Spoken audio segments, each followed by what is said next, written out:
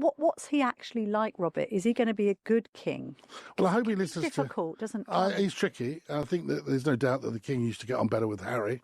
Really? There's Why do you say that? That's what I understand to be the truth. I mean, I think that the people that know them well said that was part of the heartbreaking side of this whole fallout was that the king and Harry used to sort of see eye to eye more. They used to have more time.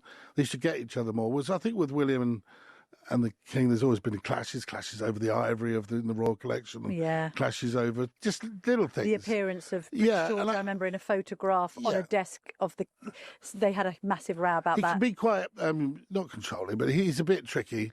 He's got a bit of a temper. Like well, most you people. use the following words to describe William. You say he's occasionally been over-assertive, can be difficult to handle, with aides approaching sensitive matters carefully. Yeah. Despite his public composure, insiders describe William as prone to mood swings.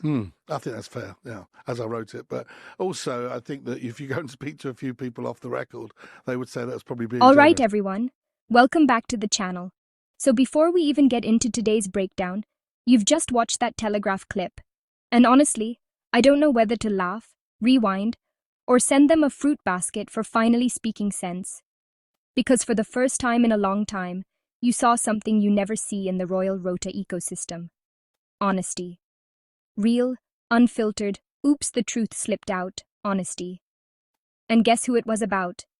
Not Harry, not Meghan, not Archie or Lilibet, not Doria, not Montecito, not California Sunshine. Nope. It was about Golden Boy William himself. I mean, let's talk about this because that clip is not small. This is not some random reporter. This is not a TikTok rumor. This is Camilla Tominey, the woman who practically communicates in palace talking points, and Robert Jobson, literal veteran rota mouthpiece and author of several palace-approved books. These people do not attack William. They don't even criticize William. Their careers depend on protecting him. So when they start calling him tricky, difficult, over-assertive, and, my personal favorite, someone with a temper, babe, that's like the Pope announcing he's switching religions. That's how shocking it is. And what makes it even richer is that they're not just casually mentioning it. No. They're saying it while trying to sound subtle, but the truth is spilling everywhere like paint. Camilla literally had the audacity, the courage, to ask, "What's he actually like, Robert? Is he going to be a good king?" And Robert doesn't even hesitate. No PR hesitation, no royal gloss. He just goes, "He's tricky." Tricky. Imagine your future monarch being described the same way you'd describe an outdated washing machine that rattles and leaks. And then it keeps going. They start talking about how Charles used to get along better with Harry. Oh, that must have stung. They've spent years painting Harry as the rebel child, the problem son, the disappointment to the monarchy, the one who supposedly broke Charles's heart. Meanwhile, behind closed doors, the king and Harry got on better than the king and William, and Jobson said it so casually, like he was telling you he prefers tea over coffee. Oh yes, the king always understood Harry more. That's what insiders have been saying. That's the truth, in his words. But then, oh, it gets juicier. Camilla jumps in again like she's been waiting 20 years to say this out loud. She brings up the infamous row over Prince George's photo on a desk. Do you remember how ridiculous that story was? An argument so petty that it would embarrass toddlers. And here they are, confirming that the heir to the throne was literally fighting with his own father over which picture sits where. That's how fragile his ego is. And then we get the line that had me hollering, Robert Jobson saying William has a bit of a temper. A bit? Because minutes later, he admits that people who know William say even his description is generous. So if the kind version is temperamental, moody, difficult, over-assertive, what's the actual version? Who knows? But clearly it's something the rota has been covering up for years. Now here's where this gets interesting. Here's where we zoom out and look at the larger landscape, because this isn't happening in a vacuum. You're seeing these admissions now for a reason. The rota feels the ground shifting. They know the inevitable is coming. Charles will not reign forever, and the crown will move to William. And they're terrified. Terrified not because they care about the monarchy's dignity. Please, they lost that a long time ago. But because they know William doesn't have the temperament, the charm, the diplomacy, or the emotional range to hold up an institution that's already crumbling under its own weight. And this is the part that exposes their real motive. They are desperate, absolutely desperate, for Harry to return. They've been praying for it like it's a royal second coming. For years now, every holiday, every rumor, every fabricated olive branch, every conveniently timed source says Charles wants Harry back. All of it was about one thing: using Harry as a royal bandage. They needed him to stabilize the monarchy's image. They needed him to soften William's hard edges. They needed Meghan's global appeal, her star power, her warmth, her humanity, everything the royals lack, to make the family look relevant again. And now? Now they're realizing it's not happening. Harry is in California, thriving. Meghan is building her empire. Their kids are being raised in peace, with love, with stability. Harry can care about his father from a distance, and that's all he owes. He is not returning to that institution. He is not going back to a system that used him until he had nothing left to give. And the rota can't stand it. So what do? They turn their frustration toward William.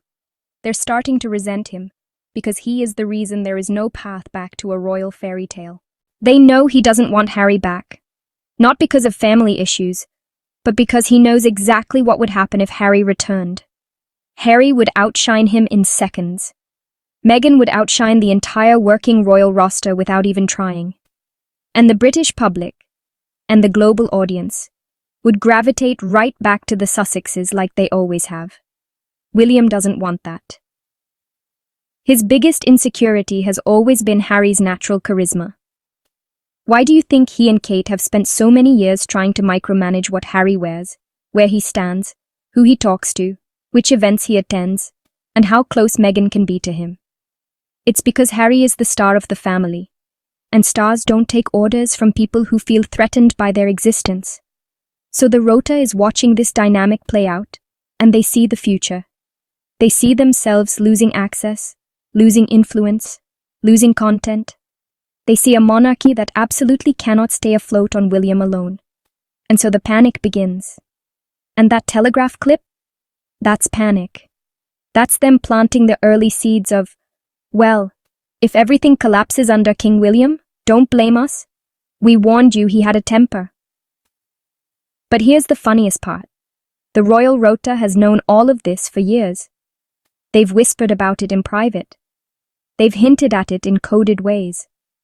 But they never dared say it openly because the palace needed William's image to stay shiny. They needed the future king to look stable, strong, calm, capable. Everything the monarchy needs in its front-facing mascot. Yet now they've reached a point where preserving that illusion is no longer sustainable. The cracks are showing. The temper, the mood swings, the pettiness, the insecurity. There's too much to hide. And now, with Charles reportedly keeping some distance from William and continuing to express affection toward Harry, the rota is starting to realize that the narrative they built doesn't make sense anymore. They created a villain out of Harry, and now they're being forced to admit that the real difficult personality in the family might be the heir, the golden heir, the man they've been trying to polish for decades. That's why this clip matters. Not because it tells us anything new. We've known about William's temperament for years. Former staff have said it. Friends have hinted at it. Even his college days weren't exactly calm seas. But now the people who used to shield him are taking their hands off the wheel. They're ready to let the truth land, because it benefits their survival. And let's not forget how the media is already soft-launching their shift. 1 week, they're calling William a stable family man. The next week, they're running stories about him struggling under pressure or becoming more emotional. And now this Telegraph segment is basically saying, listen, he's a handful. This is what happens when a system built on PR starts cracking. They can only hide the real personality for so long before it becomes impossible to ignore. And the closer he gets to the throne, the harder it is to finesse. The crown magnifies everything. Every temperament issue, every insecurity, every personal feud. They know the transition from Charles to William won't be smooth. They know the public is already skeptical. They know the global audience is watching the Sussexes, not the Windsors. And most of all, they know Harry's absence makes everything worse for them, not better. Because here's the real kicker. Harry left to protect his family. And by doing that, he accidentally exposed how fragile the monarchy really is without him. Even from afar, he overshadows them. Even living his own life, he outperforms them. Even building his own brand, he outshines the entire institution. And the royal rota can't cope. So now, in their desperation, they're turning on the very person they once vowed to never criticize, the future king. They're showing their cards. They're revealing their frustrations. And honestly, they're doing us all a favor. Because it proves everything people have been saying for years. William's temper? Confirmed. His ego? Confirmed. His difficult personality? Confirmed. His long-standing tension with Charles? Confirmed. The rota's disappointment in him? Confirmed. Their desire for Harry's return? Absolutely screaming out of every sentence.